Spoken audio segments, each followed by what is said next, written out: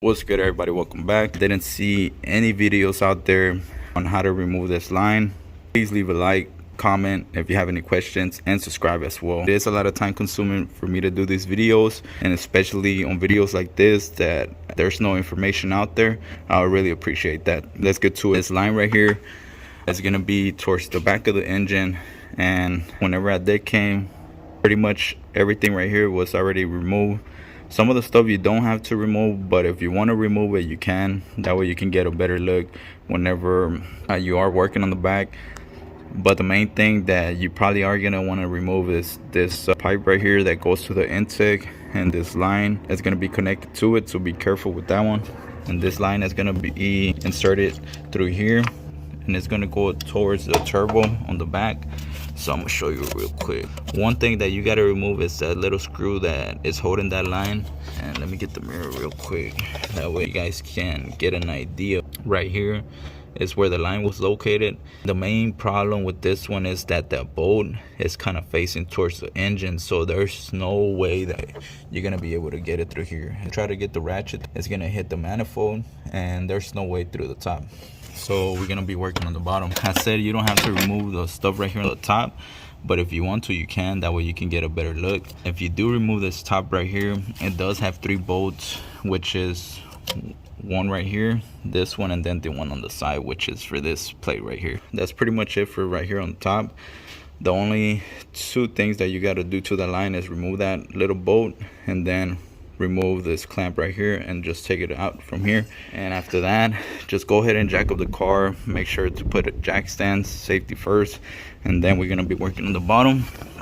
So for the bottom, the bolt for that line is this one right here, and that is gonna be a number 8, and it's gonna look just like the Allen key. I suggest getting one of these before you even started, because the location, it is a really tight spot, really difficult spot as well. And another thing that you need is one of these. That's a T50. Get a pan to be able to get the coolant whenever you do remove that line. Okay, so once you get to the bottom of the vehicle, this is pretty much how it's gonna look. That line that you gotta remove is all the way up there, so you don't have space here or here. But the way that I did it, I went ahead and removed the CV axle from where it connects to the transmission. So for that, that's going to be the T50. So just go ahead and remove all these bolts, and before anything, make sure to mark it.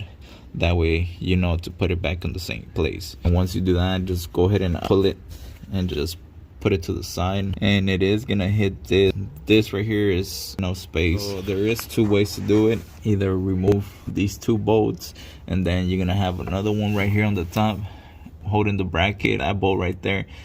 But I wasn't able to remove that. It was really tight, and I didn't want it to break anything, so I just went ahead and proceeded.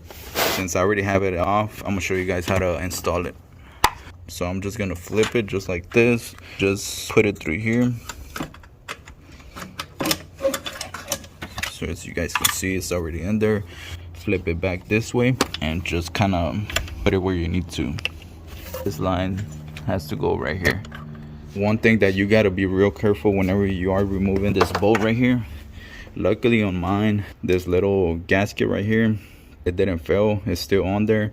I do recommend replacing these since you're already gonna have it out. The only bad thing is that it has one here, and then it has another one there, that gasket right there. Luckily on mine, it stayed right there. Whenever you do remove this bolt, make sure that gasket doesn't fall, and if it does, make sure to pick it up. I'm gonna leave it right there. I'm not even gonna remove it, because and then it's gonna be a little bit tougher for me. Once you put that line in, the only good thing on the top that you can be able to put the bolt through the top. You're not gonna be able to put it through the bottom, so in a way it is pretty good for you to remove this cover that I told you guys, that one right there.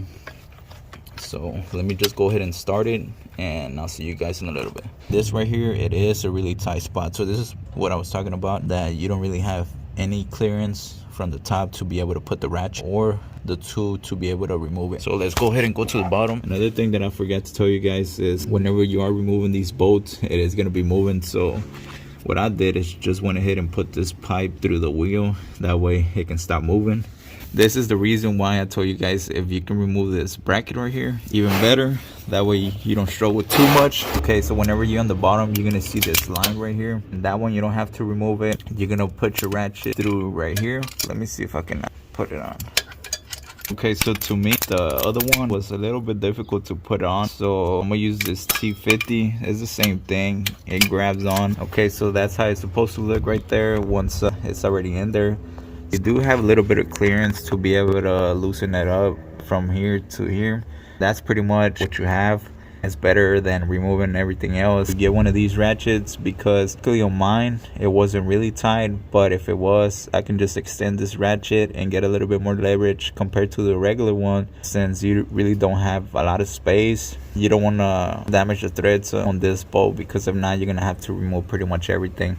If you do remove this bracket, then it's gonna be a little bit better to be able to start that bolt up there. That's it for this video. After this, you do want to add coolant and bleed the system as well, because if not, your car is gonna overheat. I do apologize that it took me a lot of time to be able to show you guys how to position everything, but I also want to show you guys pretty much what you need and where it's located and all that good stuff. Make sure you guys subscribe, like the video, comment. Appreciate you guys for subscribing, and see you guys in the next video. Peace.